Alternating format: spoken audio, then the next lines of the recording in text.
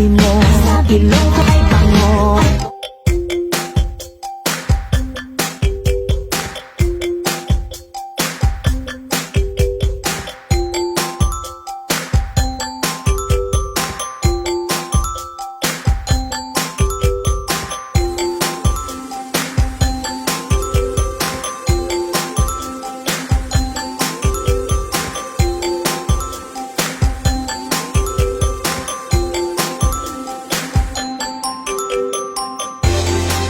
Meron talagang nangyari sa akin dati na naiyak talaga ako. Sabi ko, ayaw ko naman TikTok. Ganito pala yung TikTok world. Sabi ko, grabe sila talaga manglait.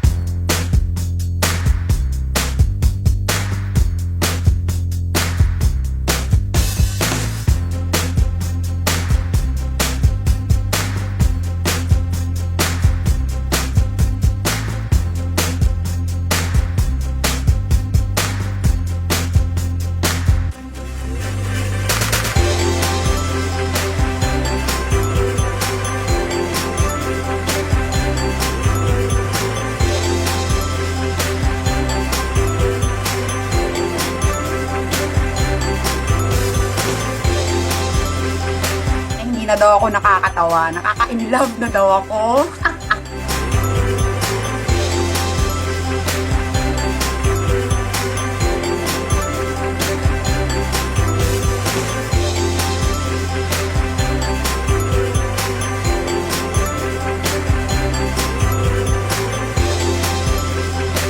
Oo, totoo naman na confident na ako dati.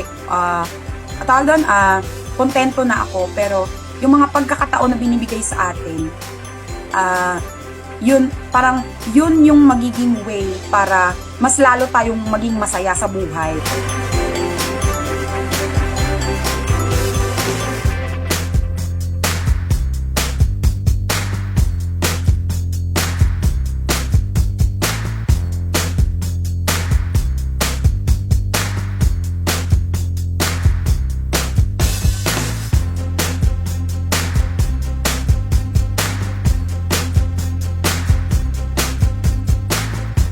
Ang importante po sa lahat, wala po tayong palagi sinasabi ng ibang tao, wala tayong inaapakan, wala po tayong sinisiraan.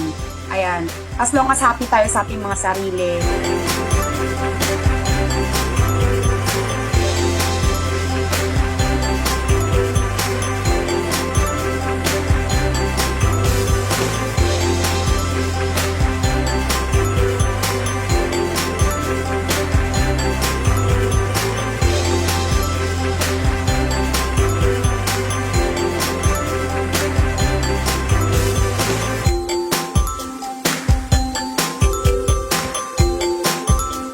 Sukatan ang pagiging maganda. O dahil dati, kahit pango ako, maganda ako. Sabi ng mama ko.